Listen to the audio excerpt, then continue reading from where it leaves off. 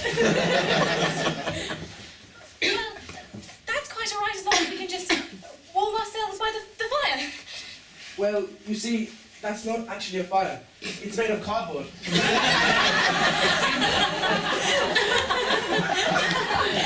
Good God! It's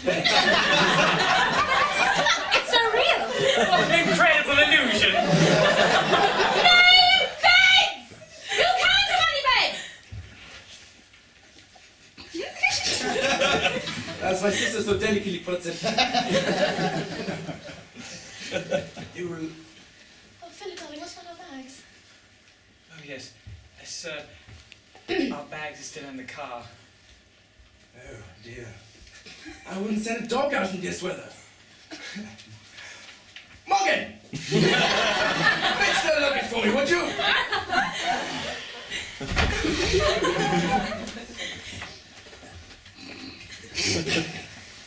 Philip, what if they serve potatoes? You know how I feel about potatoes. Margaret, you have to get over this irrational fear. After all, we're in a lovely house here, and they're hardly going to serve us potatoes. After all, we're not Irish, are we? Surely not.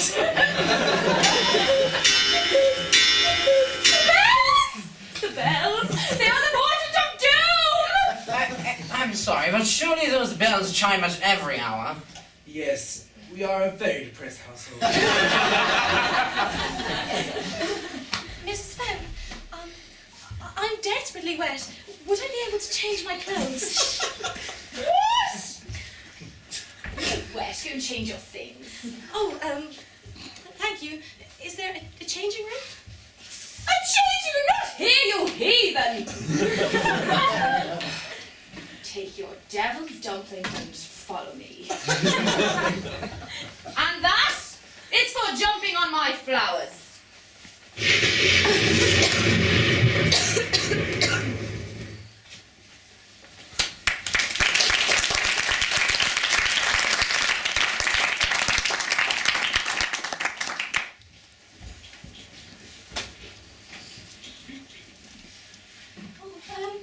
Dreadful night.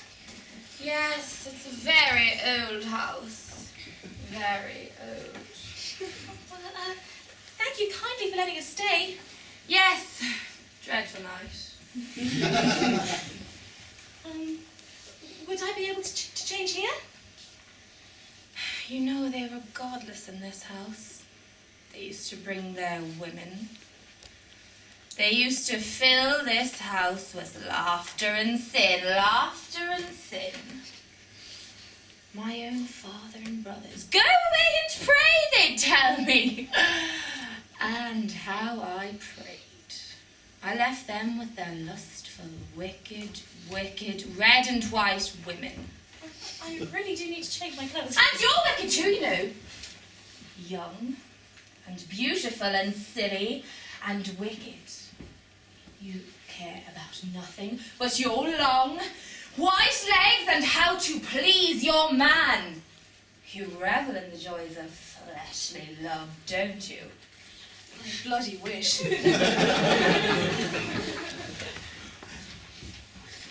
These are fine things. They will rot.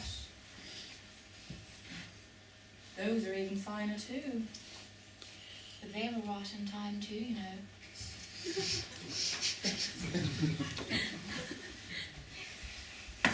I see something. Someone out in the garden? My God, they'll freeze to death. A crazy, lolling, brazen creature in silk. Laughter and sin, laughter and sin. She's turning. She's looking at the window. She's looking at me. Lustful red and white women, ha ha ha ha! She's pointing.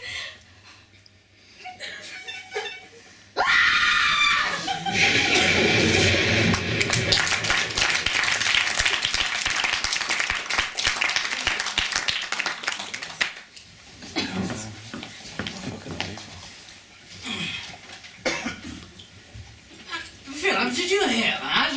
It sounded like somebody was screaming. Probably Margaret. yogurt again.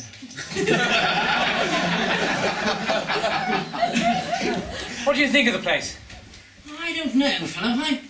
I think I'd much rather if we had carried on that time back there in the car. There's something very strange about this old, dark house. Well, at least we have a roof over our head and a fire. Well, not quite a fire, but at least it looks like a fire. Mr. Waverton, Mr. Penderley, how would you like to join me for a drink? I'd like to join you for quite a large drink, actually, Mr. Fan. Thank you. Rather than that. Now, Mr. Waverton, how about a toast to illusion? I'm game. Mr. Fenn, to illusion.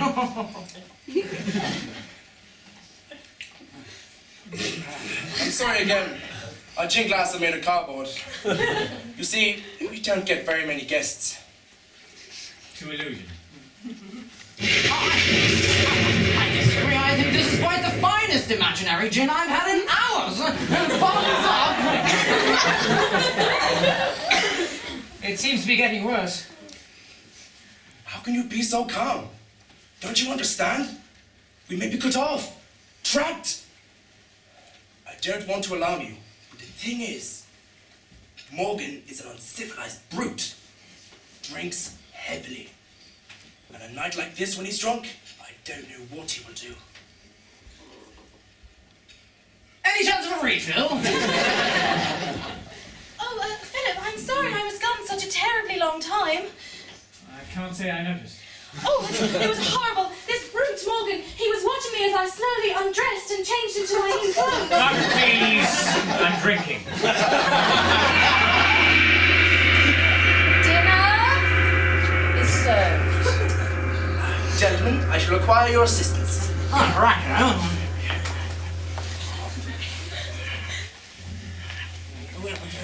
I'll just take this off. Now, easy does it.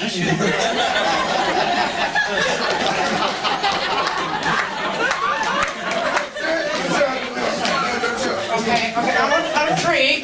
Tree. Oh, thank you. Forgive, O Lord, these heathens that dined with us this evening. And I shall hope that in the next life you shall remember those of us that remain true to your teaching. And those of us who are bold, iniquitous, and deserve the full wrath of hell bestowed upon them. Amen. Amen. Thank you, Morgan. Our main course, potato supreme.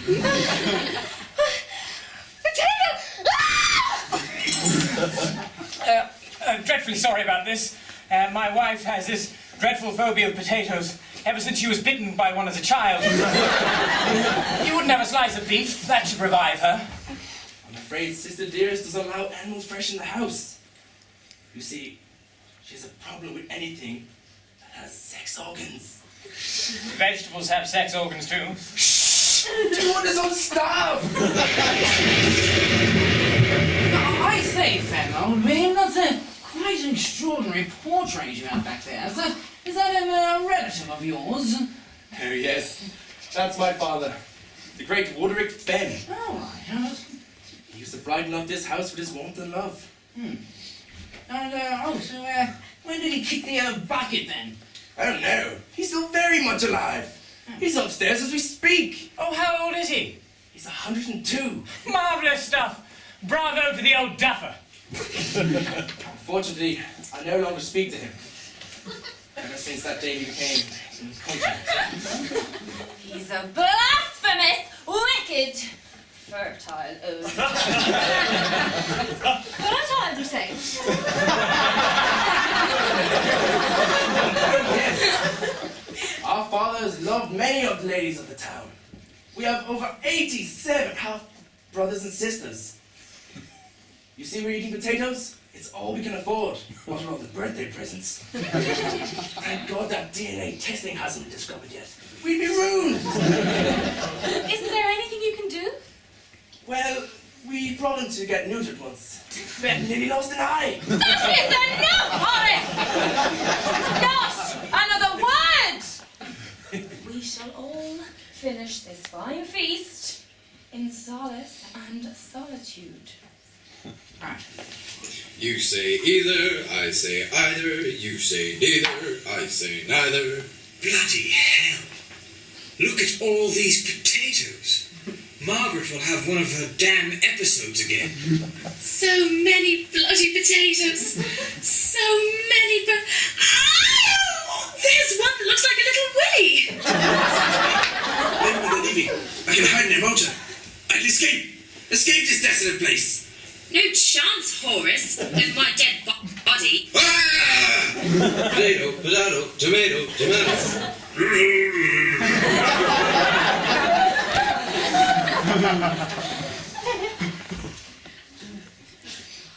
Margaret, it's just a potato. The potato is our friend. No, Look, I tell you. somebody is coming! Get out.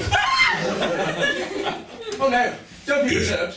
That's just our musical doorbell. We wanted the Grand Old Duke of York, but this is all they had left in the shop. Get out.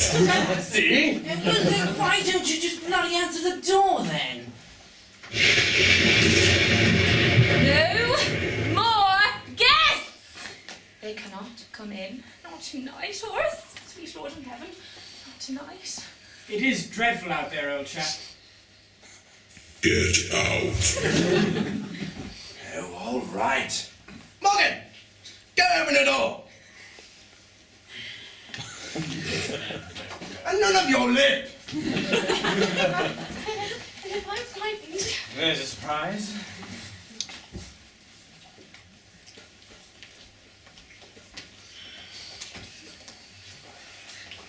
Well, I thought you were never going to open that door. Damn wet what? Nearly blew me away. And then that bloody tree falls from the bloody car and crashes into the bloody bonnet. Damn near killed us. Anyway, as we used to say in India, a tip of the old tiger's tail. We are but a few drenched rats just looking for a warm home. Anyway, who is the grand puma of this house? My sister, Miss Fenn. Oh, how do you do? My name is Porterhouse, Sir William Porterhouse, and this is Miss Knickknocks, Miss Juicy Knickknocks, a young friend of mine. Nice to meet you. Lovely weather for ducks, eh? How dare you? This is a Christian household. No, Rebecca, she said ducks. Let me introduce you. Miss Waverton, How do you do? Penderell, Sir William, Miss Knickknocks, enchanté. and Mr. Waverton. An honour, sir. Sir William, both your enormous wealth and considerable girth are both known to me. Considerable girl. Yes. Why, you should see me without my corset. Oh, no!